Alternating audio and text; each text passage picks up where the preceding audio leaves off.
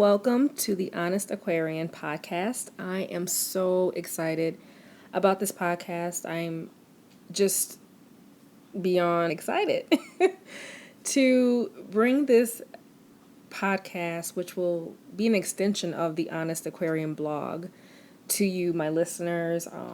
To those who follow the blog. This will be more of an extension of, just more in depth, more engaging.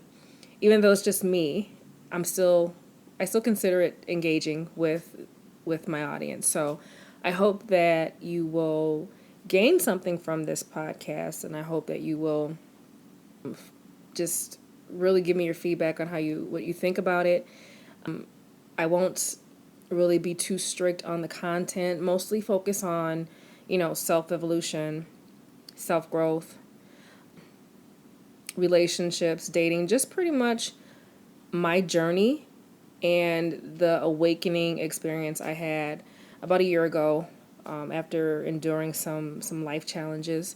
I began to really see the light, quote unquote, and really make some much needed changes in my life. So I want to vocalize that. And I know everyone's not able to read a blog and not able to sit in front of a computer and read a blog, but you can listen, and whichever works best for you. But I do want this to be something that's therapeutic. As it's helpful to me, I also want to help others and create a space for, people to be able to hear of my personal experiences and the things I've been through and how I was able to make changes to be a better person. And I really believe that deep down inside we all have what it takes to be good people. We're not born to be quote unquote bad people, but we do have environmental life experiences that do shape us into being who we are. And sometimes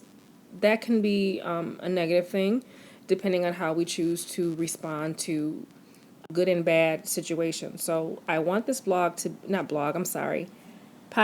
I'm going to make some mistakes. So just understand that I'm going to make mistakes. I'm not really used to talking one-on-one. I am a co-host with two other people on the Cocktails and Conversations podcast. So I'm used to having a dialogue with two other people. So this is more of a challenge for me, but I am stretching myself, and that's one of the self-growth things that I'm working towards, is stretching myself and being more comfortable with things I tend to be uncomfortable with, which is public speaking. And even though it's just me, I know that people will be listening to this. So anyway, so back to the podcast. So the podcast, I'm not quite sure on the how often this will be posted. Probably as I feel the unction to talk about something, I'll probably just, do a podcast. I'll try to stay on a schedule, but just disclaimer, I may not. I'm also in school. I'm pursuing my doctorate in advanced human studies. I run my own business, which is Flow Essence, shameless plug. And I work full time, so I really do not have time to podcast or any other leisure activities, but I am making time for this today. So one of the things I wanted to talk about, and I'm probably going to post a blog about this tomorrow if I have time, is the show Insecure. And if you haven't watched the show, the season finale aired last night. So you can go on, if you have cable or direct TV type of satellite TV, you can go on demand and watch the season 1, season 2 episodes. And the reason why I want to talk about this tonight is because it's pretty much like everybody's talking about Insecure. It's one of the best TV shows on HBO right now. I hate that it's going to be another year before season 3, but hey, that's what it is. So basically with Insecure, this show the plot is a young woman, Issa, who is working for a nonprofit. She's working at a school, and she's not really happy with her job. This is season 1. Not really happy with her job, not really just not really thriving. She's in a relationship with Lawrence, who I just absolutely love him. Jay Ellis is his name, and I remember him being on The Game, and I just fell in love with him when he was on that show. So, anyways, I digress. However, so with Insecure, Issa's in this relationship with Lawrence. Lawrence is unemployed. He's been unemployed for a couple of years. He's in season 1. He's going for these job interviews, but they're not working out. So, and Issa and Lawrence live together, by the way. So Issa's pretty much picking up the slack for where Lawrence is not doing so hot. She's beginning to get weary in the relationship. Issa is telling her best friend Molly that she's thinking about breaking up with Lawrence because he's just not doing, just things are not working out. He's unemployed. She has to cover, the bills, and she's just not happy. Molly's listening to her. Molly is, her best friend who they kind of bounce things off of each other as far as their, dating and work and, just things that best friends do. So Molly's like, this is a good dude. And you see the stuff I'm going through. Molly, in episode 1, Molly is dating this guy, and she's like all in, and she's telling her coworker about him, and she's like really happy. And then he sends her a text, and then she responds. I think she calls him or something like that, and he's like, I can't talk right now. And she's like, well, I want to hear your voice. And he's like, well, I just don't want to be in a relationship right now. And so she's like, you have this great guy. This is what I'm looking for. Sorry. And so she's like, you have this great guy who, this is what I'm looking for. And yet you're sitting here like tripping about something that can easily be, rectified. Like, you guys can work through this. And then so Issa's like, well, I'm gonna break up with him. And she's like, you're not gonna break up with him. So just different things that women that we have conversations about, and men too. I believe men have these conversations too. Probably not as much, or maybe not as in depth. But, I take that back. I think men do have these conversations with their boys about women and whether or not he wants to break up with her, whether or not he's going to stay with her. Definitely when they have their eye on a new woman. So, anyways, so the storyline goes where Issa's really like not really feeling this relationship, and a old flame resurfaces. So she starts entertaining that, which a lot of people do in relationships. And I guess this podcast is gearing towards talking about relationships. And she's not being open with Lawrence. She's telling him, she did tell him, what are we doing? Like, we're just kind of like she's in a rut. He's in a rut, she's in a rut.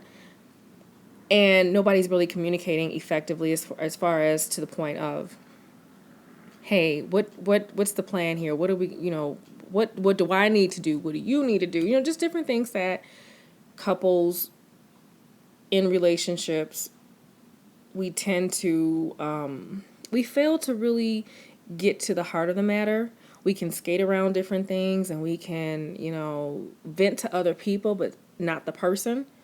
And so I don't recall Issa ever telling Lawrence, I'm really thinking about ending this because I don't feel like I'm getting any fulfillment from this relationship.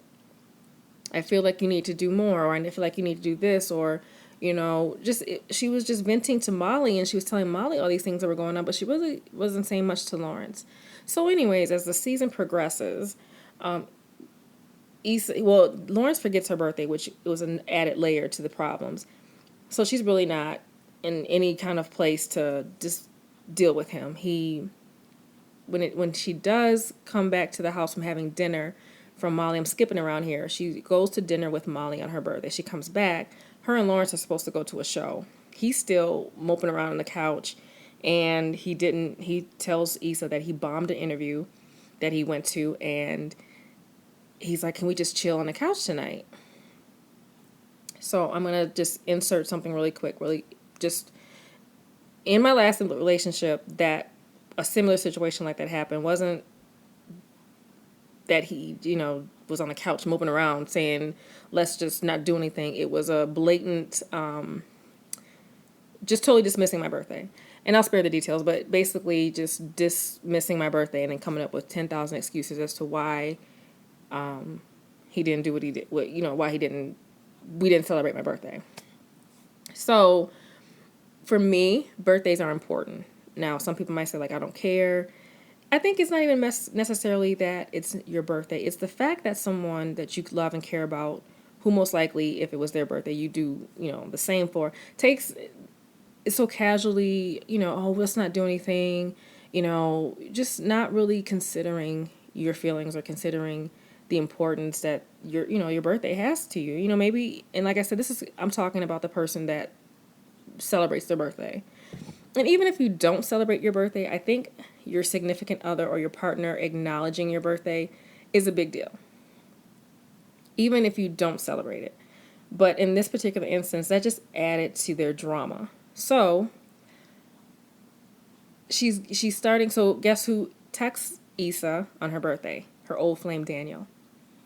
Of course, this is going to be like, okay, my boyfriend doesn't acknowledge my birthday, but my old flame does. My old flame isn't too bad looking. My old flame has a nice body. My old flame is pretty much, hey. So she's starting to, her interest is peaked now. Fast forwarding to Issa eventually cheats on Lawrence and she sleeps with Daniel. She's feeling hella guilty about it. She's feeling guilty because now at this point there's a turning point. Lawrence says, you know what? I'm going to just go ahead and get me a job. It's not where I want to be, but I need to get a job so I can pay bills. I got bills. I have things to take care of, and I can't just sit around here moping and expecting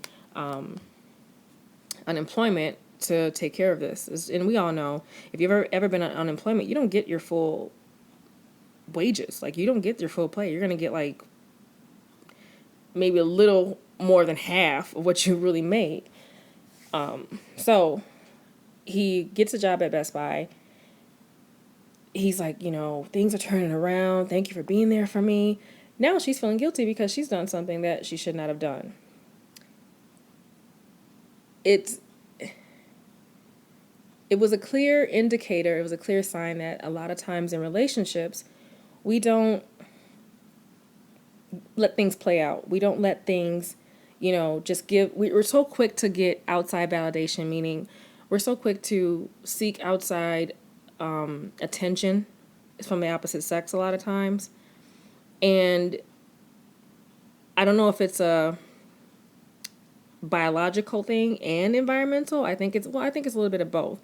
But I think oftentimes we're so quick to seek outside validation from a romantic partner or a romantic, a person that we have romantic feelings for, and not really deal with ourselves and not deal with, okay, this is what I'm feeling right now. My boyfriend right now is not my girlfriend, my wife, my husband. I'm not he's going through something. She's going through something. It's affecting me. How do I deal with it? So I think, talking, just discussing this whole season 1, things quickly take a downturn for Issa and Lawrence. So Issa eventually gets found out.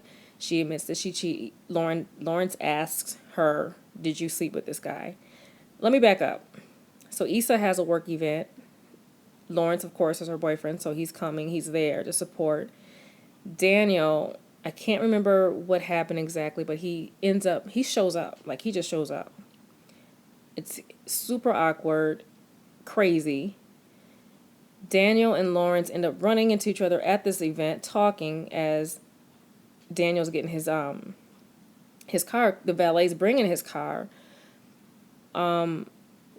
He gets his car. He leaves because Issa pretty much tells him, you're just an itch I wanted to scratch. Like, I wasn't really trying to do a whole lot with you. I wasn't trying to. And Daniel was starting to really take that whole night at the studio where she slept with him to a whole nother. He was starting to really feel her, and she's more like, I'm just trying to distract myself from this relationship that I'm in where I'm not happy.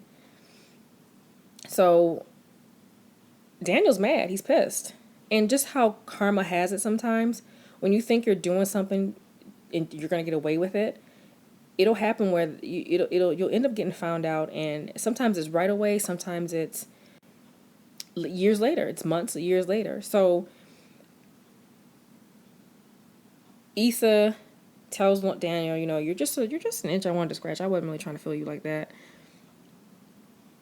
Somehow him and Lawrence end up talking. Lawrence doesn't really know who he is, but I think that his wheels started turning, and he's like, something's, he starts to put it all together. I apologize. I don't have my notifications on my email turned off, so if you hear a dinging sound, that's what it is. I'll be more cognizant to turn those things off in my next podcast. Anyways, so as the season progresses, Issa ends up, getting found out, and you'll have to watch the season. I don't want to tell you everything that's going to happen. So this podcast is going to be for people who have never watched Insecure. So it's just so much. So anyways, Issa, if she finally admits to, because Lawrence is like, did you sleep with this dude? And she's like, yeah, I slept with him, but it didn't mean anything, and I love you and all that stuff, and he's upset. So the season ends up being where they break up at the end of the season finale in season 1. And, it's to be expected. This person, nobody likes to, when problems happen in a relationship, the last thing you want is for your partner to take this as a means to go and see somebody else. And 9 times out of 10, they already wanted to do it. They were just waiting for that moment to do it. Like, if you have this girl that you've been talking to, this guy you've been talking to outside of your relationship, and it starts off friendly, you start out confiding in this person or telling this person all about your issues with your girlfriend or boyfriend. And that's why you shouldn't do stuff like that, because when you start confiding in another, romantic interest, and it may not be a romantic interest, just confiding in other people about your relationship is never a good thing. I mean, it's one thing to have an accountability partner or have a confidant, somebody, because you do want to bounce things off of people that you trust and get their feedback. But when you just start talking to everybody about your relationship, that's when the intimacy in the relationship starts to become, I don't know, it's just more like, if everybody knows everything that goes on in your relationship, where's the sanctity in that? Where's how do I, as your partner, feel, knowing that when I do something, everybody in your family's gonna know. All your friends are gonna know what I did. You're telling people at work. You're telling the bus driver. You're telling the person that's make the barista at the coffee shop at Starbucks. You're telling them, so that's the problem with a lot of, and I've done that. I've been guilty of that. I'm not going to point fingers. I've done that. And I regretted it, because you say all these bad things about your partner and then you are still with that person. So guess what? Everybody's looking at him cross-eyed while you're smiling, laughing, you're in love. But you just told the whole family that he did whatever or she did whatever. So it's pointless to do all this airing out and then, oh, well, we're back together. And like I said, I've watched it happen with other couples, other people, and then I've done it. And it's just, it's silly. If you have one person that you confide in, a best friend or someone you really trust, and you know that they're going to be impartial, they're going to be objective, then that's okay. I think that's okay. And I would say one person you just confide in and you tell them, hey, this is what's going on. If you have a therapist, I confide in your therapist if that's your one person. But don't confide in all these different people about your relationship, because now it's getting to the point where you're making this person look badly. They're only getting your perspective of the situation. So that's one thing that I've learned in my years of dating and relationships, to keep that to a minimum. Keep your relationship issues to yourself. If you can't keep it to yourself and you absolutely have to get it out, get an accountability partner. Get somebody that you trust to air your relationship issues out to. So anyways, back to the Insecure show. So fast forward, we're in season 2 now. Lawrence has moved on. And I forgot to mention this. Season 1, Lawrence, he banks at this, can't remember the name of the bank, but he banks there. And there's a young lady there by the name of Tasha who's down-to-earth girl, super cool. You know, whenever he tells her that he's going to the moon, she's all over it. She's like, "You're going to the moon? Oh my God, you're going to the moon." Because she's, you can tell that she likes him. And, one day she comes to when he starts working at Best Buy, she just shows up to work with this shirt on, this top that's like showing all her cleavage. And it's like, you're coming to his job like that? And then she offers to go to like a happy hour with him to eat jalapeno poppers. And he finally has to tell her, I got a girlfriend. So let me just cut this short. Let me just not, And he was going to anyways, I don't want to get too far into the details of the season because I don't want to take too much time talking about the show. But season 1, I'm sorry, the season finale of season 1, after he finds out Issa cheated, it ends with him sleeping with Tasha. So we start season 2. He's in bed with Tasha. They're having sex, and it was a lot.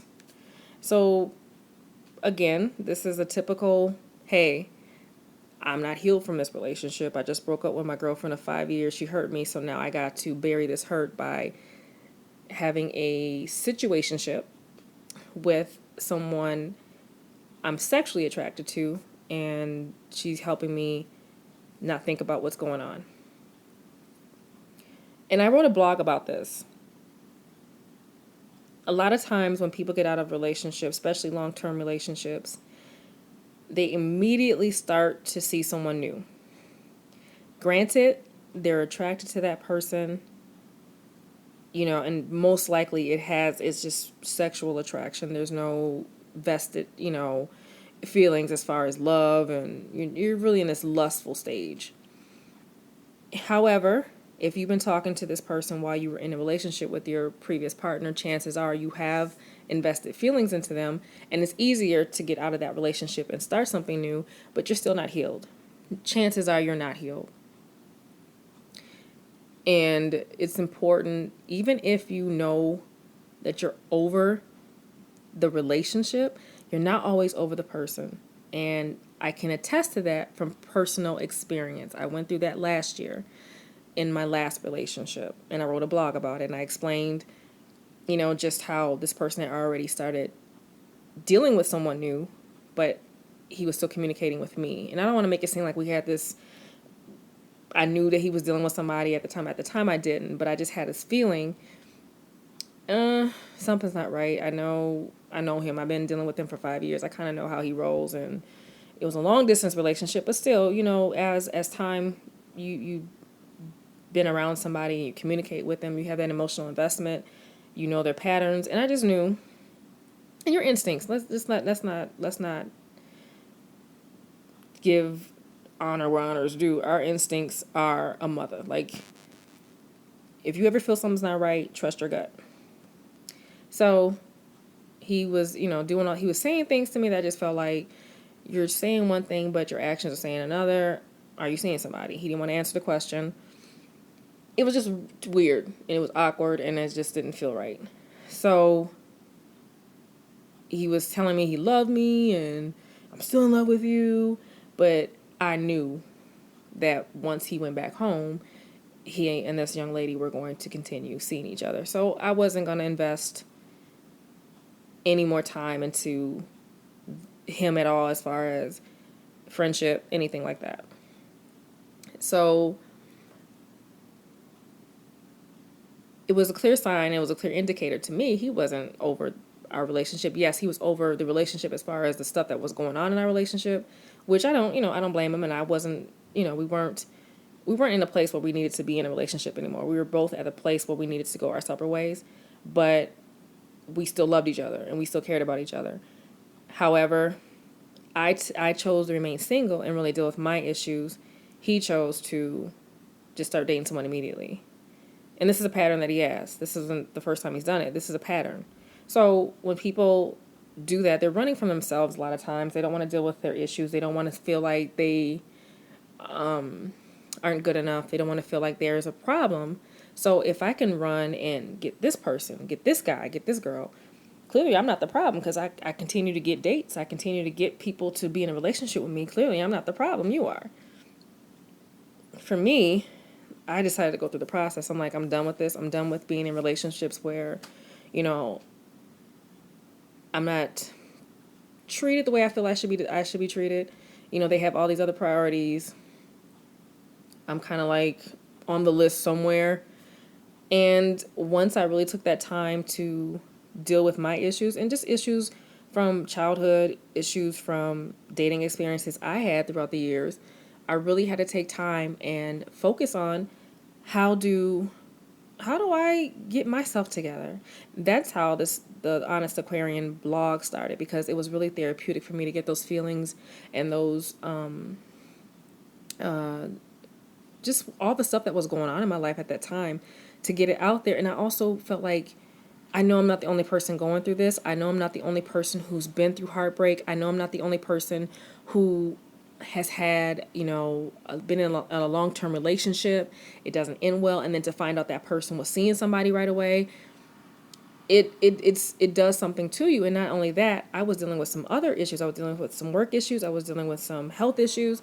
So I was at an all-time low. Like, I don't remember ever being that low outside of losing family members from, family members dying.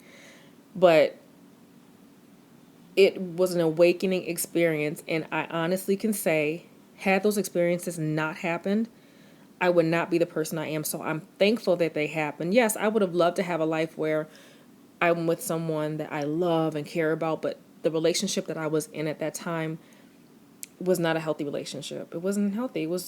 He was coming out of a relationship where some craziness had happened, and him and I just started dating, and it was time before we really decided to be a couple. But still, he hadn't really dealt with his stuff. I hadn't dealt with stuff that I need to deal with.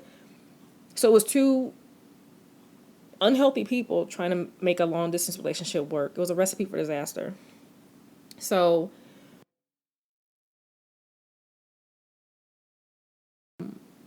just going back to the show, Insecure, you start to see these two characters make decisions post breakup.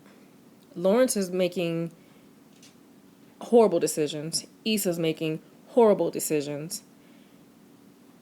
I'm not even going to talk about Molly because she's a character on the show that has a significant part.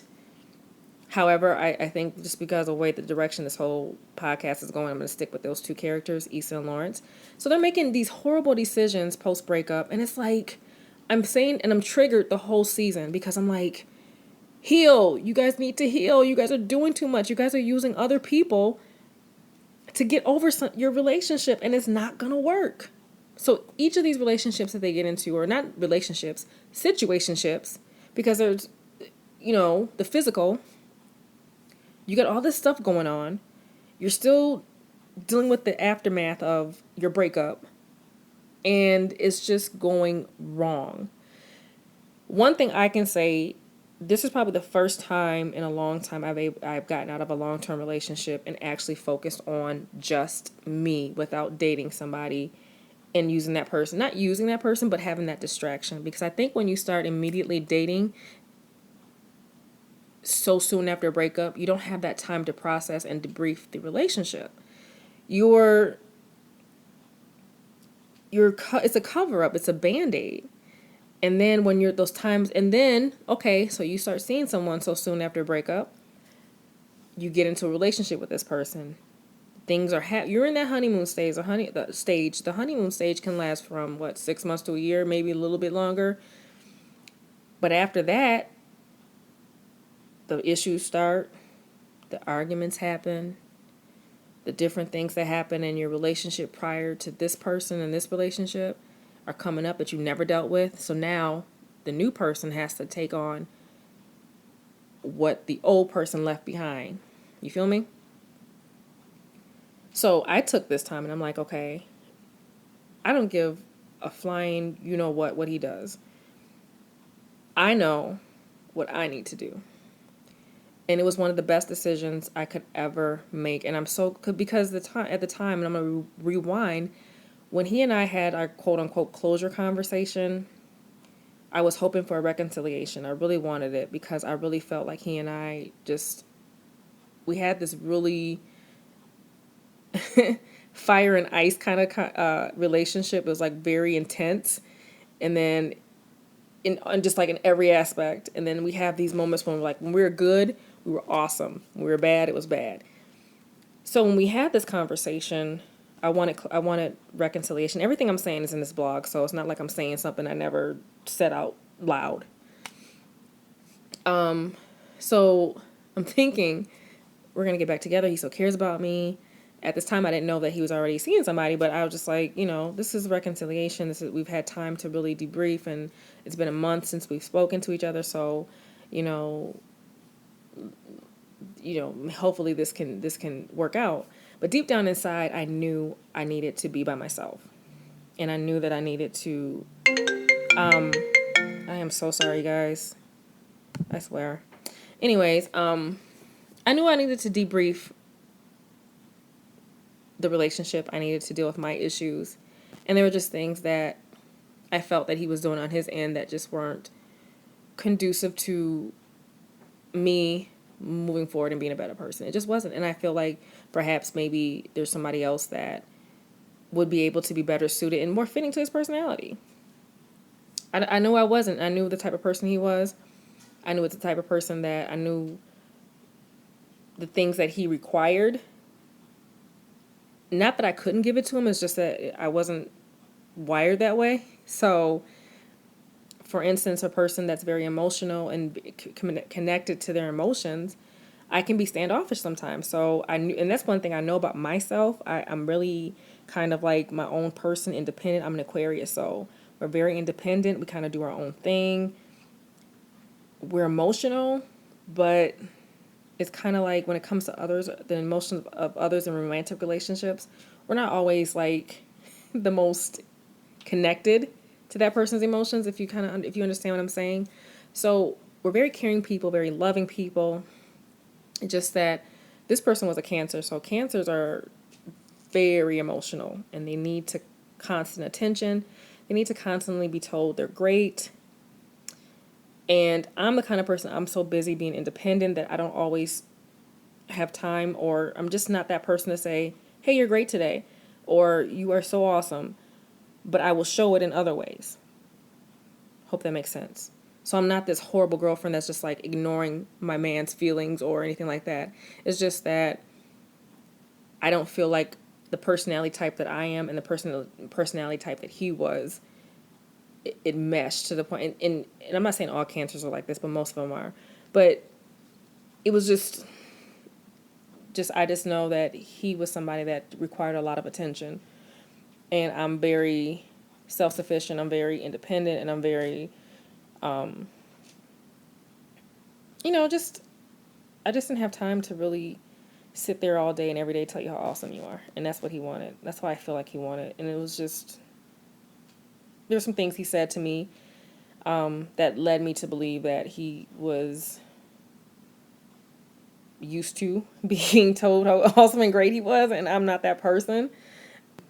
But I'm definitely a person that will definitely take care of my partner and, just try my best to make sure that they're supported, that they're loved and respected. And it just didn't work out. So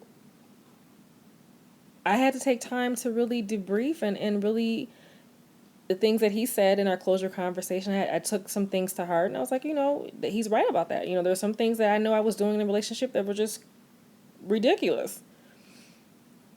And I told him the things I felt were that contributed to the demise of our relationship. So anyways, I knew I needed to go on this journey by myself, and I didn't want to get involved with someone right away. I didn't want to get involved in a physical relationship for sure, because to me, that's just like, I just didn't.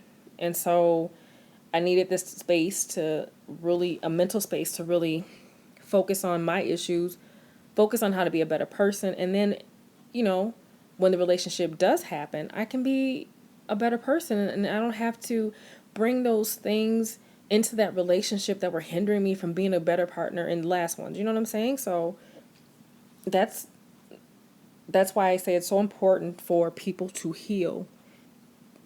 It's important for you to take time. And this is for men too, because a lot of times men are made to feel like once you break up with somebody, especially if you really loved her, you're supposed to like go into this whole marathon of just sex and women and just out here just being just ridiculous. And it doesn't have to be like that. You don't have to go out here and self-destruct and self-sabotage because you need to forget about you. You have to go through the pain. You have to go through the hurt and the uncomfortableness of heartbreak. It's uncomfortable. It's scary. It's hard. I cried many nights. I cried to many people. Had several breakdowns about my last relationship. But had it not happened, I wouldn't be where I'm at today. I wouldn't be able to, use the tools that I learned the last few months to like, not the last few months, the last like almost year, to really hone these new tools and think differently, behave differently. Okay, he didn't text me right away. He's busy. Maybe he doesn't want to talk right now. Maybe he had a hard day at work and he's trying to take time to decompress, and then later on he's going to talk to me. But those used to be things that would bother me to my core. I text you at 5:05. If you didn't text me by 5:06 and I don't see the little dots on the iMessage showing me that you're responding right away, oh, it's a problem. It's a problem. Now it's like, okay, I don't want somebody to talk to me because they feel under duress. Like if I don't respond right away, she gonna go off. Or he's looking at his phone, he sees I texted him an hour ago, so he's avoiding me because he knows that when he does text me, he's gonna have an attitude. He's gonna get attitude on the tone of the text is gonna be crazy. So those are things I've learned since, being single. And I'm content being single. I'm not out here trying to talk to every dude I can see just to prove a point. I know my worth. I know the fact that even though my relationship with the last person didn't work out, doesn't mean I'm not worthy of love. Doesn't mean that I wasn't good enough.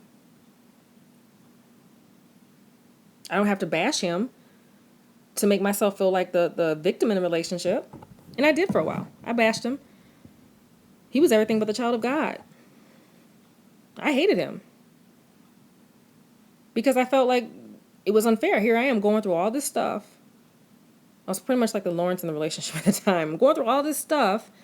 And while I'm going through all this stuff, you're out here trying to pick up the next chick. You're having conversations with her.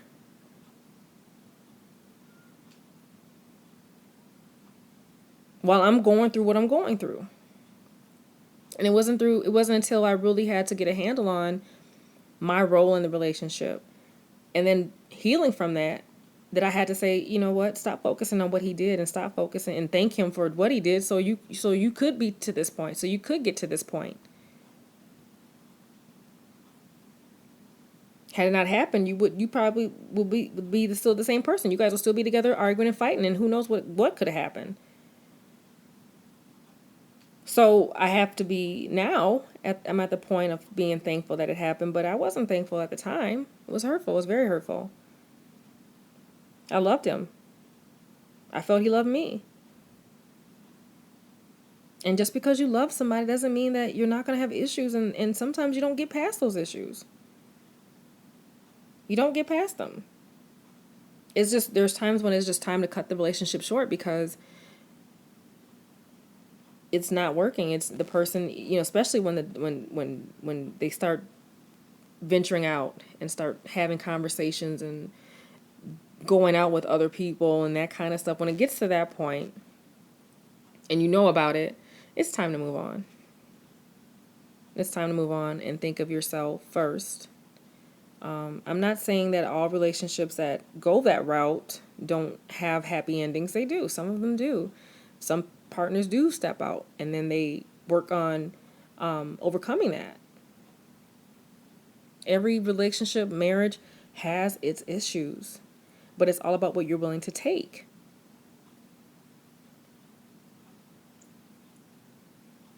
Sometimes the examples we had as growing up as kids, we didn't have the best examples when we saw our parents in relationships.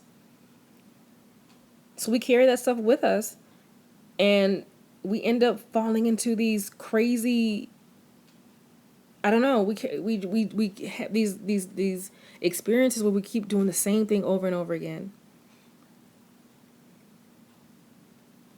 You find yourself attracting a certain type of people. You find yourself always, just in these bad relationships because of the example you had. So I had to really take some time and say, you know what? I need to figure this out. And that's what I did. I figured it out. And I still have a long way to go. I still have more work to do. So imagine the person who gets out of a relationship. They aren't healed. They have all these things going on. They have stuff from childhood. They have stuff from adulthood. They have stuff from previous relationships. And they don't work it out. They don't get that stuff under control and figure out the problem. Imagine what they're dealing with. The kind of relationships that they have.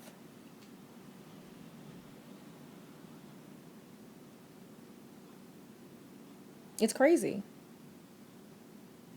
So that's all I'm going to talk about today. I know I was kind of all over the place. This episode was something that just kind of came out of, I won't say it came out of nowhere because I was planning on blogging about it, which I still will. But I wanted to, while it was in me, I wanted to get it out and talk about it. If you're not familiar with the show, that's okay. It's more so me just talking about just the different things that happen when we get out of these relationships, these long-term relationships, and how if we don't heal and we don't take time to heal, we can self-destruct and do self-sabotaging things to ourselves and sometimes we're not always able to bounce back right away. So some decisions we make can haunt us forever, for a long time. So before you decide to make these decisions that you know will impact not only yourself but other people, think about it. And I'm not saying you make decisions based on other people or for the sake of other people. But if you know what you're doing, especially in a relationship, if you know what you're doing is going to hurt the other person and yourself, ask yourself, is it worth it? Is it worth me picking up the phone to talk to this person because I'm feeling bad right now about my relationship, or I'm trying to be vindictive, or I'm trying to get her back because she did something I didn't like? So now I got to get her back by talking to this man or woman. Is 1 minute, 2 minutes of gratification worth who knows how long amount of time of sorrow and disappointment and hurt? Think about it. And if you ever been in a relationship where you were cheated on or the person did something that was very hurtful, you have to say, you know what? Try not to take it personally. That's their deal. That's what the information that they have, their perception of the situation, the event is based on through their lens. We all have a lens that we look through when it comes to life and experiences. We have this lens. And my lens is going to be different from your lens. Your lens is going to be different than the next person. It's your experience. So when a person says, oh, you know what, I'm not happy in my relationship, so I'm going to go call up my old flame or call up somebody I, talked to a long time ago, or the guy that gave me his number at the grocery store, I'm going to talk to him. Make me feel better. Think about that. Why are you going for outside validation? Why can't you just be with yourself and say, okay, this is what I'm feeling? It's okay to be in touch with your feelings and sit with your feelings and say, these are my feelings. Why do I feel this way? What happened to where every time something bad happens, I do X, Y, and Z? I run, or I look for comfort through somebody else. And don't get me wrong, there's nothing wrong with getting comfort from somebody else. We need that. But when it's comfort that could hurt someone else in the process, or if you're in a committed relationship, marriage, things like that, it's not the best idea to do that. If you need comfort, call somebody up. Hey, I'm going through something. I don't want to step out. I don't want to do anything that's going to cause my man to be hurt. So hear me out. Do you have a time to hear me? And again, I want to say this really quick. When you vent to people, make sure these people are people who actually have an interest in your life and want you to win. Do not vent to people who make bad decisions themselves and who give you bad advice. If you say, I feel like I'm going to step out on my man, or I feel like stepping out on my woman, they say, yeah, go ahead and do it. Don't listen to them. Anybody that tells you to do something that goes against your own moral code, your values, principles, don't do it. And consider, and you need to reconsider that friendship as well. I'm just saying.